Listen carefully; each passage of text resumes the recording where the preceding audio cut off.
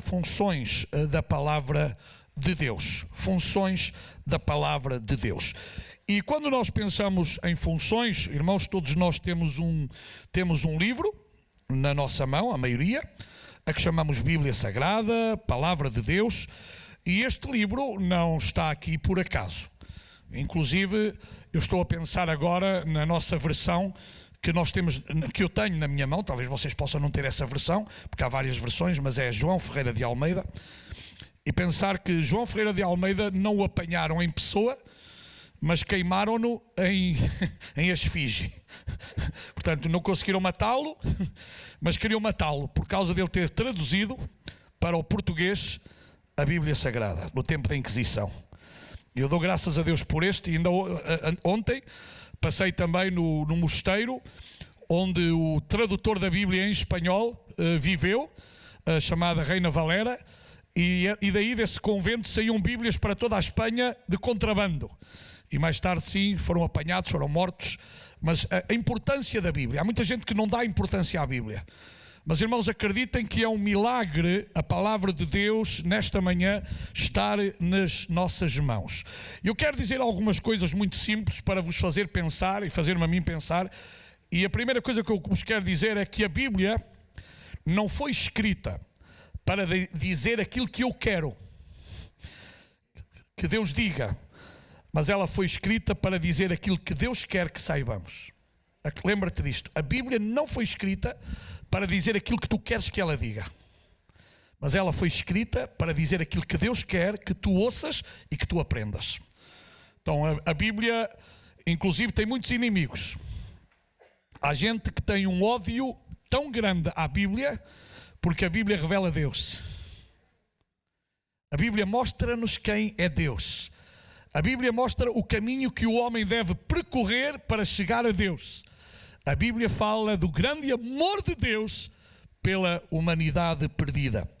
A Bíblia também não serve para defender posições humanas ou dar-nos a razão a nós, mas é para declarar as verdades divinas.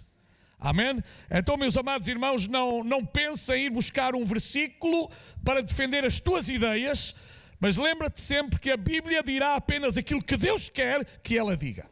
E é mau quando há pessoas que, inclusive, andam à procura de um versículo até para ver se podem cometer pecados. Vejam lá.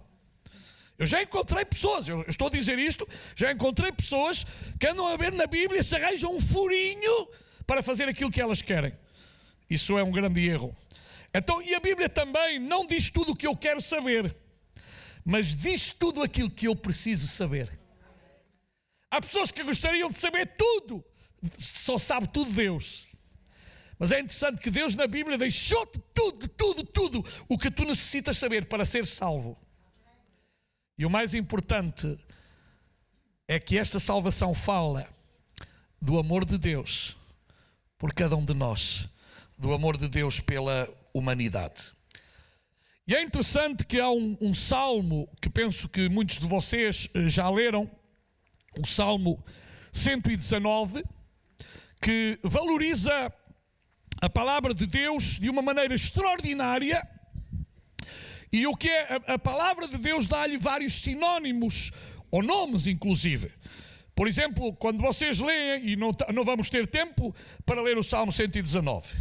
Se eu me pusesse agora aqui a ler o Salmo 119, íamos demorar bastantes minutos a ler o Salmo 119, mas eu peço que vocês esta semana leiam o Salmo 119 para vos ajudar a entender aquilo que eu estou a dizer nesta manhã. Primeiro, no Salmo 119, a Bíblia é chamada de a tua palavra. O salmista Davi, quando está a falar, portanto, das Escrituras, está a falar a tua palavra. Depois também ele diz a tua lei, os teus decretos, os teus preceitos ou prescrições, os teus mandamentos, os teus testemunhos, os teus estatutos, os teus juízos, e inclusive em algumas variantes fala as tuas promessas.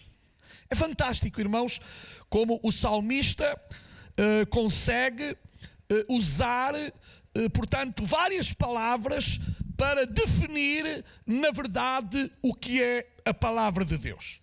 Eu não vou agora dedicar-me a cada um destes pontos, poderia fazê-lo e se calhar estaria por cada um deles, seriam várias pregações, mas quando nós lemos nas Escrituras estas expressões, a tua palavra, a tua lei, os teus decretos, os teus preceitos, os teus mandamentos, os teus testemunhos, os teus estatutos, os teus juízos, as tuas promessas, refere-se à palavra de Deus que nós temos o privilégio de a ter escrita.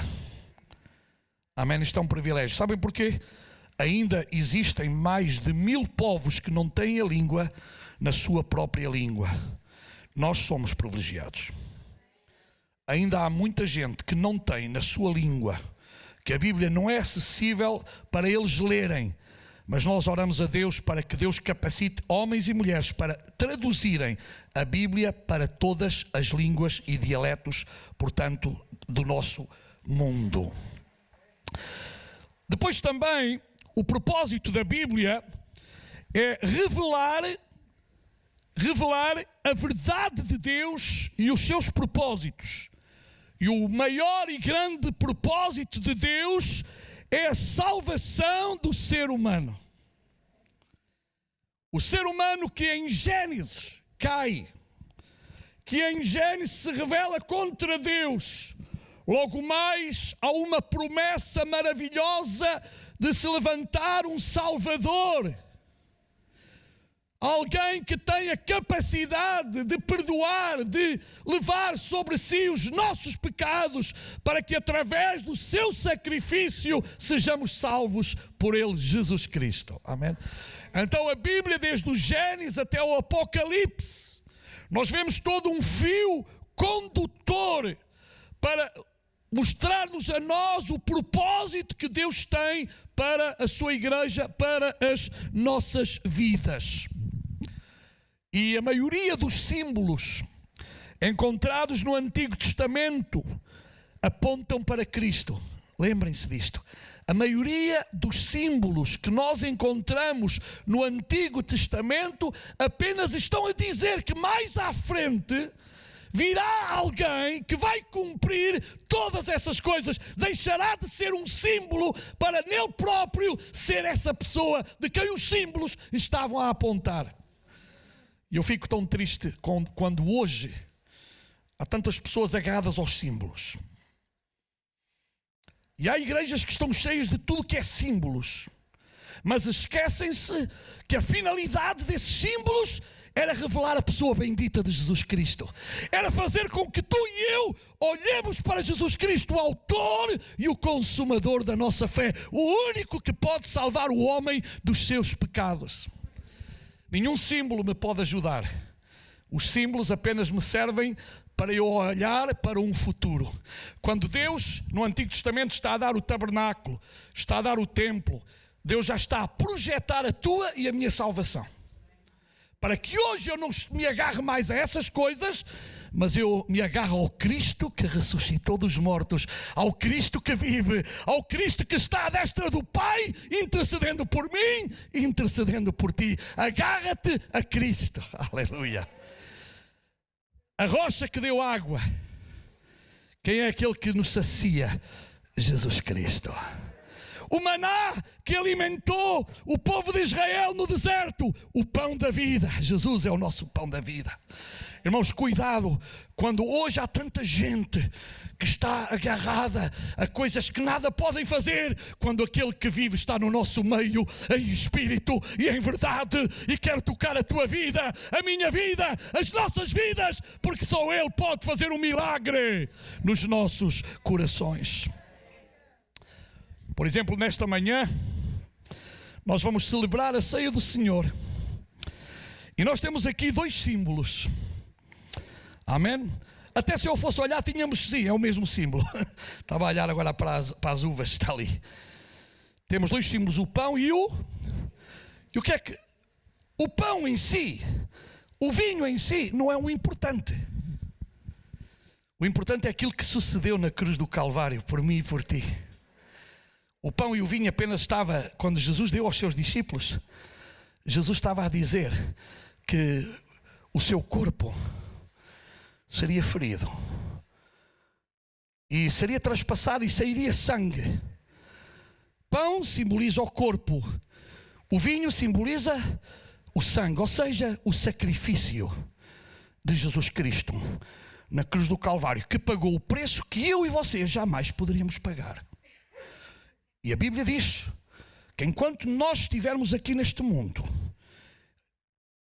nós devemos recordar a morte do Senhor até que Ele venha, através destes dois símbolos, pão e vinho.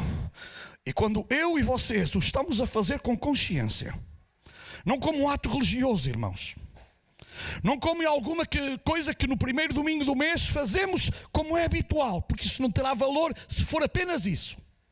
Mas quando eu estou a comer, quando eu estou a beber e eu estou a pensar naquilo que Cristo fez por mim, e lhe agradeço por esse ato de amor, de misericórdia, então aquilo que eu estou a fazer tem valor. De outra forma será apenas um ritual que não terá nenhum tipo de valor. Os rituais não servem para nada se efetivamente a pessoa de Cristo não estiver no centro de todas as coisas. Há hoje muita gente que faz muita coisa, mas não está a considerar aquele que é Senhor e Rei sobre todas as coisas. E nós queremos nesta manhã dignificar o nome do Senhor Jesus Cristo. E queremos, através das nossas palavras, das nossas atitudes, das nossas ações, levantar o nome que é sobre todo o nome. E só há um nome. Só há um nome. Só há um nome. Digam comigo esse nome. Jesus. Jesus. Jesus. Aleluia. Ele é o grande. Ele é o poderoso. Ele é o eterno. Ele é aquele que nos amou e continua a amar. E é por Ele que estamos aqui. E é por Ele que vamos celebrar nesta manhã a ceia do Senhor. E queremos fazê-lo dignamente. Com toda a dignidade que o ato merece. Porque se há alguém que merece toda a dignidade, é o nosso Senhor Jesus Cristo. É o nosso Deus. Amém? Não há mais ninguém que mereça a dignidade, irmãos, como é o Senhor Jesus Cristo. Não há ninguém que nos tenha amado tanto. Não há ninguém que tenha sofrido tanto por nós como o nosso Senhor e Salvador Jesus Cristo fez antes e até à cruz. E ainda na cruz, sabendo que o sofrimento ia ser mais atroz, Ele podia dizer ao Pai: Pai, se é possível, será que há uma possibilidade de eu não sofrer mais? Mas Ele pode dizer ao Pai: não se faça a minha, mas a tua vontade. Irmãos, que a vontade de Deus seja feita acima de todas as coisas.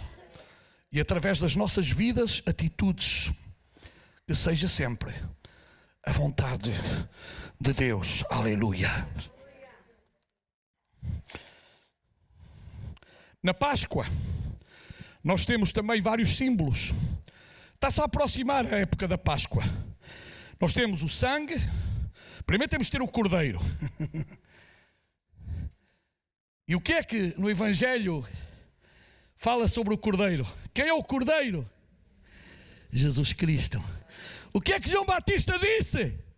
Eis o cordeiro de Deus que tira o pecado do mundo. Os cordeiros no Antigo Testamento apenas simbolizavam aquilo que Jesus, Cordeiro de Deus, vertendo o seu sangue uma única vez, iria ser suficiente até o dia de hoje e até o dia da vinda do Senhor Jesus Cristo. Eu podia ter aqui um cordeiro. O cordeiro não tem valor nenhum, apenas um animalinho. Mas o Cordeiro de Deus está aqui em espírito e em verdade. O Cordeiro de Deus vive no teu coração. Aleluia. E se ainda não vive, abre o teu coração e deixa que o Cordeiro de Deus passe a ser o teu cordeiro, aquele que tira o teu pecado. Depois o cordeiro era morto. E vocês sabem que Deus nunca escolheu as coisas de qualquer maneira. O cordeiro é o animal mais inocente. Por isso Isaías diz: como ovelha muda foi levada ao matadouro. Outra figura. Certamente nós aqui em Portugal temos muitos porcos. Eu não sei se algum de vocês já viu uma matança de porco, é horrível, não é? O barulho. Mas a ovelha vai. A ovelha não faz nada disso. A ovelha nem se dá conta que está aí para o matadouro. A figura da humildade de Jesus Cristo, da inocência de Jesus Cristo. Interessante, Deus nunca escolheu nada por acaso, meus amigos e irmãos. Deus tudo o que fez-o perfeito, fala-o perfeito. Infelizmente o homem tem estragado aquilo que Deus tem feito em perfeição. Depois vocês sabem que esse cordeiro era morto. E na primeira Páscoa, o sangue desse cordeiro foi colocado nas ombreiras das portas. Para quê? Para que quando o anjo destruidor passasse e visse o sangue, não entrava naquela casa. Lembra-te disto, se o sangue de Jesus está sobre a tua vida, nada nem ninguém te pode tocar. Nada nem ninguém te pode tocar. Se o sangue de Jesus está sobre a tua vida, a tua casa, a tua família, no teu coração, ninguém pode ir contra ti. Se Deus é por nós, quem será contra nós? Era um sinal. O sangue em si mesmo não tinha valor nenhum. Era a obediência. Os judeus que queriam sair, eles tinham que pôr sangue nas ombreiras da porta. Com essa atitude estavam demonstrando que confiavam na palavra do Senhor. É bom que nós aprendamos a confiar na palavra do Senhor. Os céus e a terra passarão, mas a palavra do Senhor permanecerá. Permanecerá. Leia a história. Ao longo dos séculos, queimaram, destruíram, mataram pessoas com Bíblias, queimaram Bíblias, fizeram tudo. Eles já morreram, muitos deles. A Bíblia continua. Se este livro fosse tão inofensivo, como dizem alguns, por que é que têm medo da Bíblia? É estúpido, não é? Alguém dizer que a Bíblia não presta para nada, não serve para nada, que é um livro de histórias e contos, e depois mandam-na destruir. É ilógico. Para mim, uma coisa que não tem valor, eu não lhe dou valor. Ignoro-a. Mas há gente que fica muito incomodada. E sabe mais também quem fica incomodado? Os demónios. Os demónios não gostam da palavra de Deus. O diabo não gosta da palavra de Deus. Os demónios tremem debaixo da autoridade da palavra de Deus. Porque há poder e autoridade nesta palavra. Porque ela é palavra do Deus Todo-Poderoso. Então, estes símbolos, depois ainda temos mais, temos o pão sem levedura, Cristo sem pecado. Amém?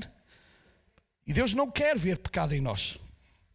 Mas a Bíblia também diz, filhinhos meus, estas coisas vos escrevo para que não pequeis. Se algum de vós pecar, advogado tendes para com o Pai, a Jesus Cristo o justo. E Ele é propiciação, não somente pelos vossos pecados, mas pelos pecados de todo o mundo. É verdade que nós pecamos, irmãos, de várias formas, de várias maneiras.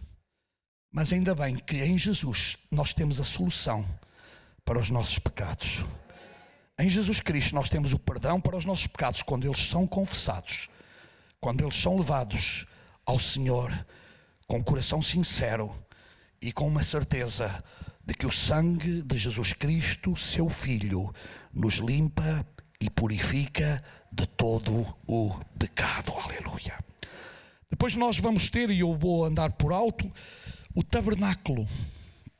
O tabernáculo, sem dúvida, é uma das figuras mais interessantes e mais importantes de tudo aquilo que Cristo fez por nós. Muitos dos israelitas nem sequer se davam conta do momento que estavam a viver. Não se davam conta de que estava ali, havia uma profecia para o futuro.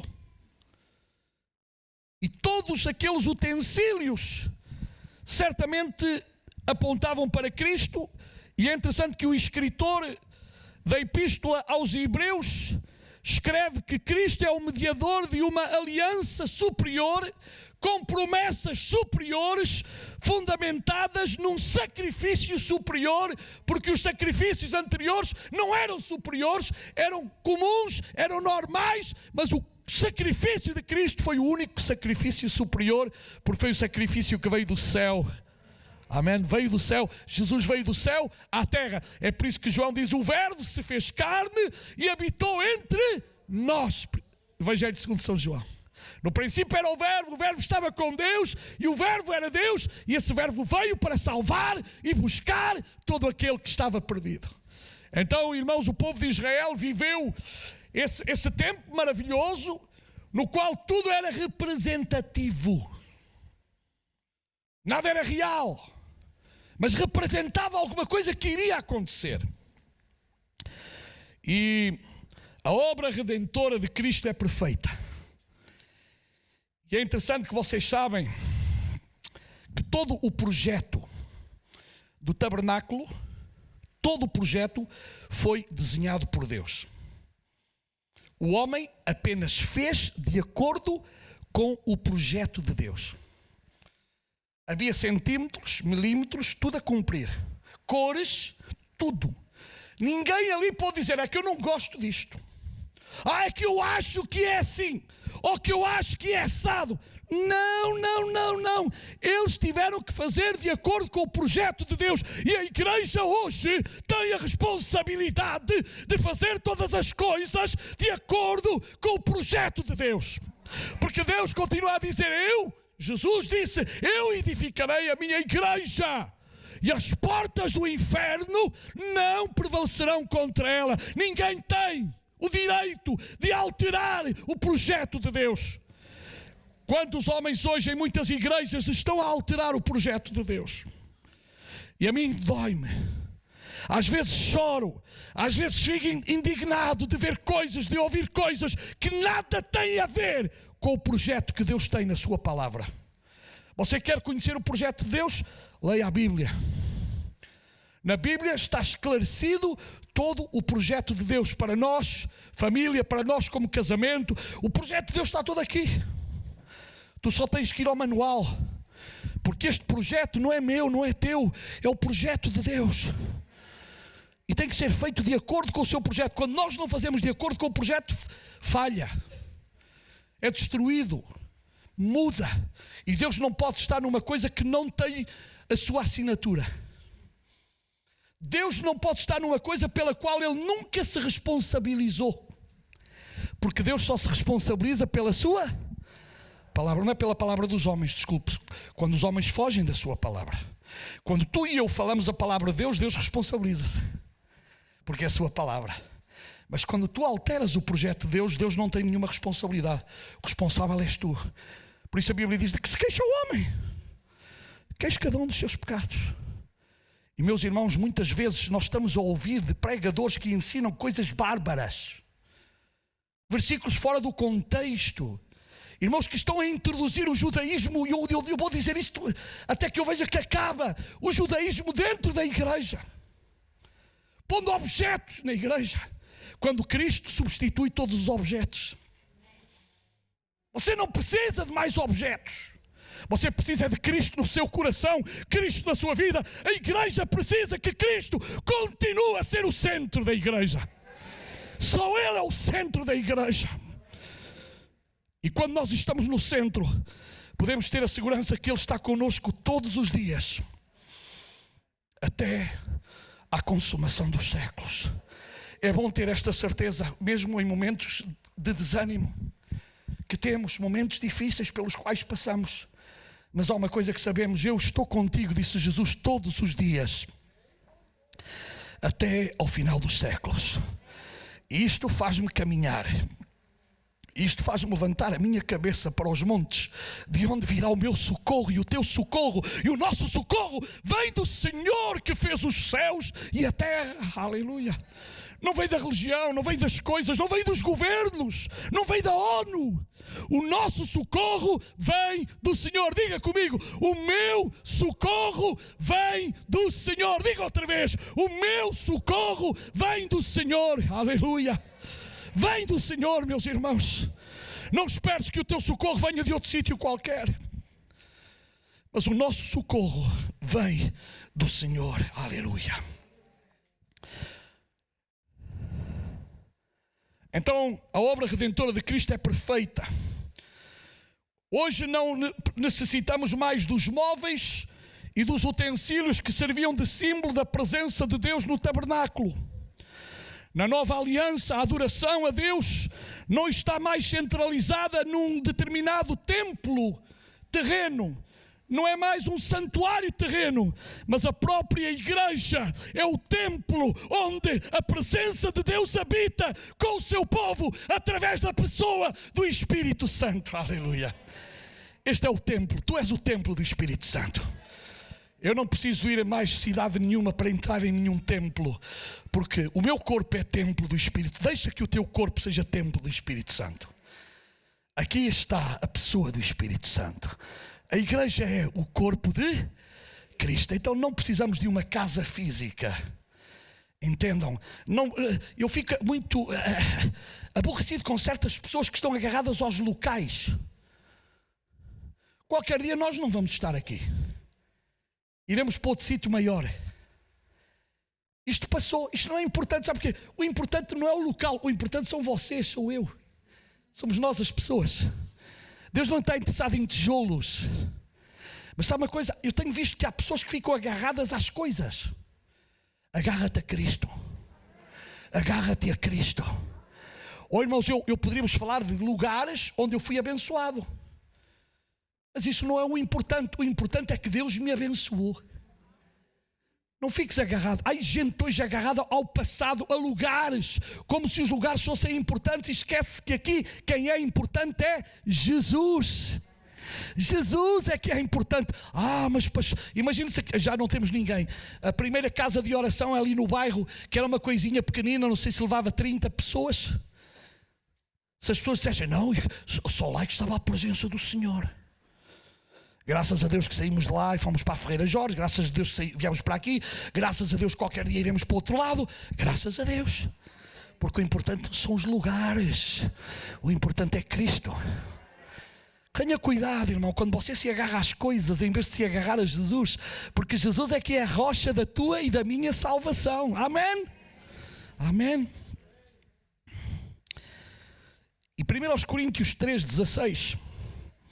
1 Coríntios 3,16 diz: não sabeis vós que sois o templo de Deus e que o Espírito de Deus habita em vós?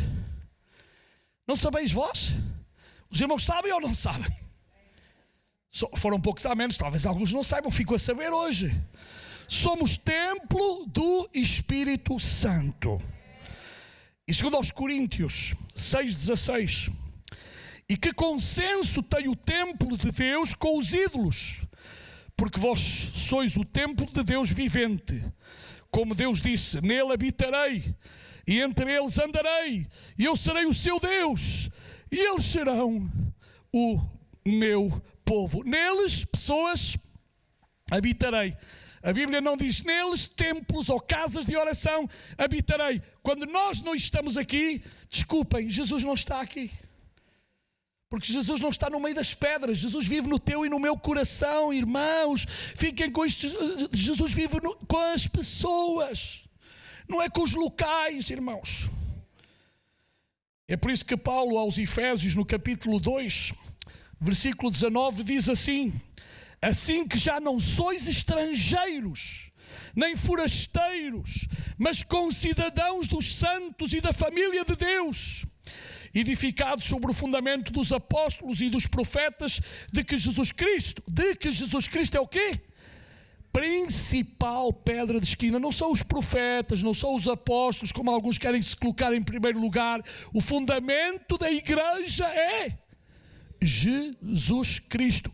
Os outros são ministérios dados por Cristo à igreja para cumprir as funções para os quais foram chamados por quem? Por Deus, para fazer o trabalho que Deus quer que façam. E não é para alguns fazer o trabalho que querem fazer, mas é o trabalho que Deus nos manda fazer.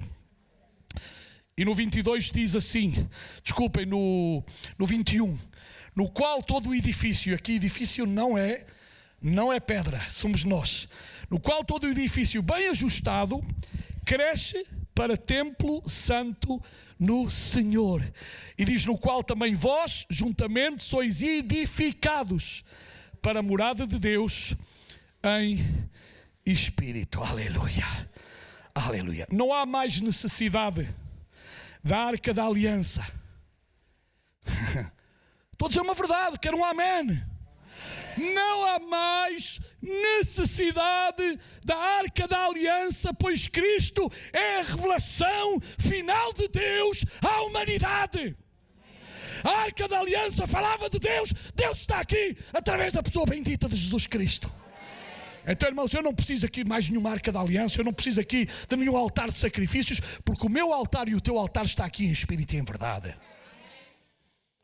E eu fico tão triste quando hoje vejo pessoas a passear com a arca, até fazem procissões com a arca, fazem procissões, sim, com todas estas coisas, que o melhor era dizer, tudo isto é para dizer que há um Salvador que é Jesus Cristo.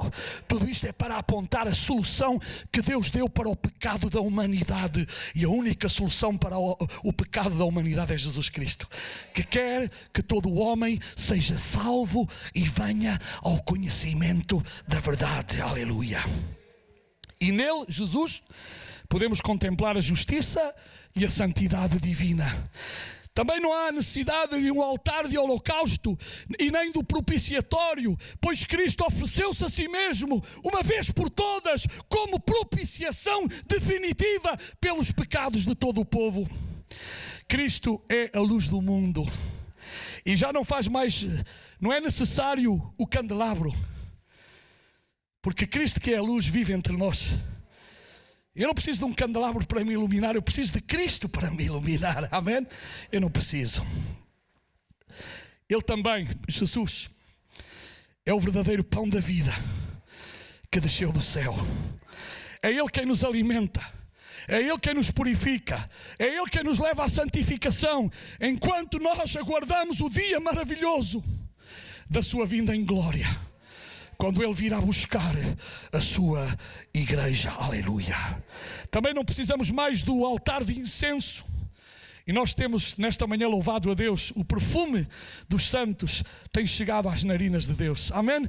O incenso fala disto. Quando o povo de Deus está a orar, está a elevar preces, adoração ao Senhor, e ela chega ao trono da glória. Tudo isto pode ser entendido no significado da verdade bíblica de que o véu foi rasgado. O véu foi rasgado. Agora Cristo nos leva consigo ao Santo dos Santos, no céu, ao verdadeiro tabernáculo celestial. Agora tu e eu podemos nos aproximar de Deus, porque o verdadeiro sumo sacerdote é Jesus Cristo, o nosso sacerdote eterno, sem pecado e sem culpa. Amém, que intercede todos os dias por nós. Jesus está intercedendo por ti. Intercedeu sempre por ti junto ao Pai, por causa do seu grande amor por ti e por mim. Eu não vou ter tempo de dizer tudo o que gostaria de dizer, mas lembra-te que eu estou a falar das funções da palavra de Deus.